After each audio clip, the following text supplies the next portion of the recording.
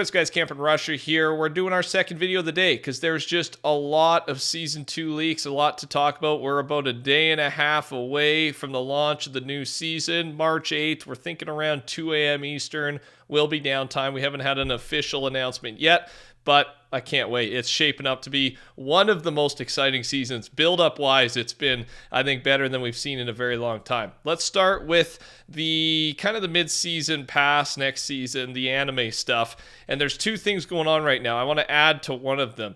Fortnite times Jujutsu Kaisen Wave 2. Okay, this one is recent because there's a Kaisen Cup with a new skin attached to it set to go live next season. So that's the evidence there. And Snazzy tweeted out the most likely candidates for skins would be Yuta, Maki, and Jetto, who will be prominent in Jujutsu Kaisen Season 3. I don't know too much about this, so if you are a fan of this show, do those characters get you excited? It could be any one of those, all three of those, and I don't know how big this is going to be though. Like, is it just a cup? Do they add any other items? Is this a mid-season thing?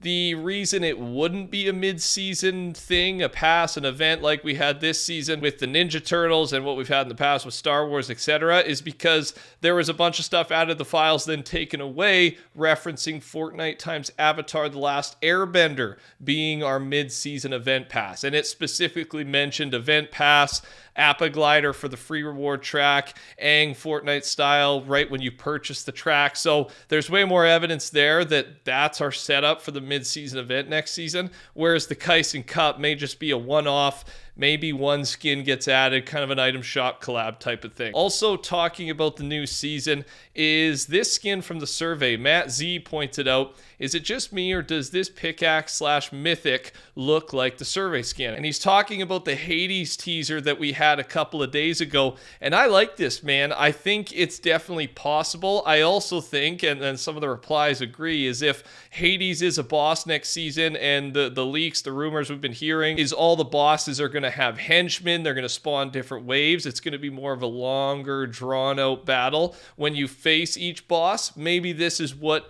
his henchmen will look like. It also could be a style attached to Hades. So, yeah, just something to build on the Hades stuff. We know he's going to be a Battle Pass skin. It's just, is this survey skin related? Because we already have an opinion on what Hades will look like from the survey, and they don't really look too much alike. So, just worth throwing out there. Let me know your thoughts. We've got a lot more to talk about Season 2 map leaks specifically. First time we've really touched on that. So stick around and, of course, subscribe. Turn your noties on. It's going to be a big day tomorrow as well. We'll be live streaming all the leaks as they drop. But I do want to touch on this. My last video, we talked about the bad news. Apple has completely removed Epic's developer account for the EU iOS store. Basically, Fortnite Mobile is at this point no longer coming to EU iOS, even though I thought it was basically forced to come because of the new law, but it looks like Apple's going to fight it again. And the reasoning is basically Tim Sweeney, just the CEO of Epic Games, criticizing Apple nonstop. Apple gets mad and takes their ability to bring iOS Fortnite back. I went more in depth in the last video, but I wanted to add this one tweet. Tim Sweeney put out another tweet after I posted my video, and I'm just going to take one part from it because I think it's important. Competition is a fragile thing.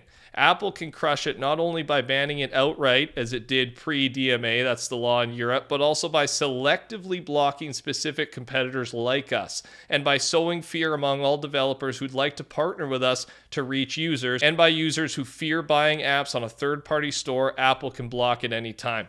I just think that's an important point. I think banning competition at all, which, you know, that's kind of the situation we had here, where it's just a monopoly, and Apple's the only one who's really a competitor, so it's not a competitor at all. One entity, not against anything. But I think it's almost more dangerous, which is where the situation is at now, when the top guy, Apple, gets to pick who is involved in the fight or not. And also, like Tim Sweeney said here, it scares off other people from working with a potential competitor, Epic Games, because they're scared of what Apple will do. It just feels like there's not really a conclusion to this battle in sight. This fight's going to go on for a long time. And like I said in my last video, they're both losing out on hundreds of millions of dollars by not working together. Speaking of money, something going on in the Fortnite community right now before we get back to Season 2 is Fortnite GG. It's like a super popular Fortnite website where you can get all info Fortnite, shops, lockers, most used skins, rank stats.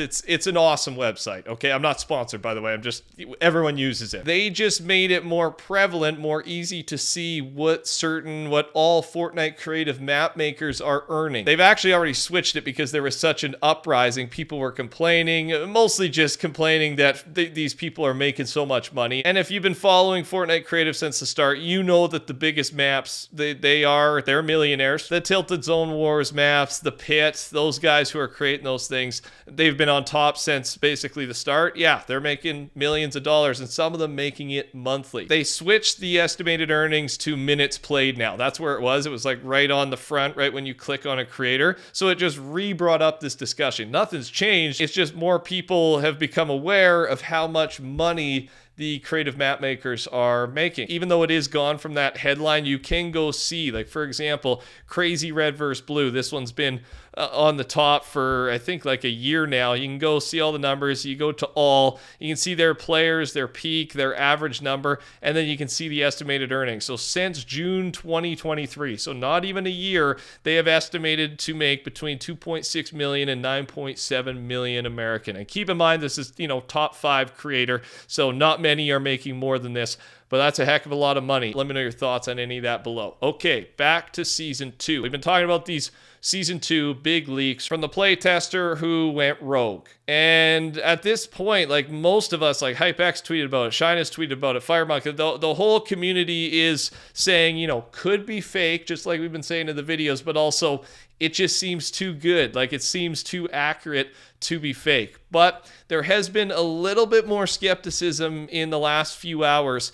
And I'm not saying it's fake, but I'm saying there's a chance that some of it might be. And for example, some of the wording has just gotten a little weird as this guy's gotten a little more specific over the last half a day or so. So for example, God of War was the most talked about thing by the playtesters, and the only skin that was talked about coming to Fortnite was Atreus. When Kratos came up with the conversation, some playtesters were wanting to gatekeep the skin and not want it to return. Overall, though, it's common sense. If they do bring Atreus, they will bring back Kratos and Leviathan Axe, and we might see young Kratos as well in that case. But an employee said during the talk about God of War, well, if you know, then you know, boy. So right there, that just, I don't know. That, to me, the tone, the vibe of the story, it does sound a little made up. So I want to preface it. I'm not believing all the stuff we've been talking about because, it just does seem accurate, and it seems like a lot of the stuff he said is going to be right.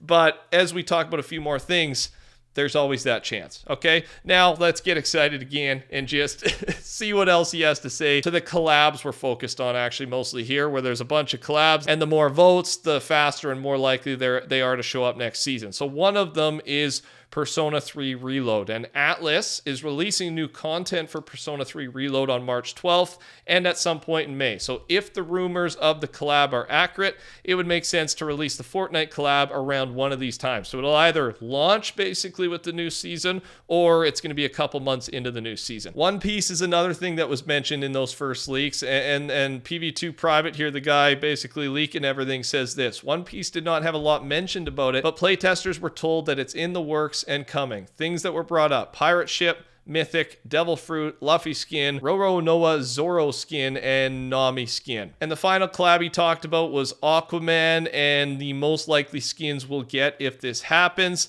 Again, you could say he's just saying this stuff based on popular characters from the movie. I haven't actually seen it, so I'm not too sure. But a movie version of Aquaman, his brother Ocean Master, and Mera. Okay, so that's the info on the collab stuff.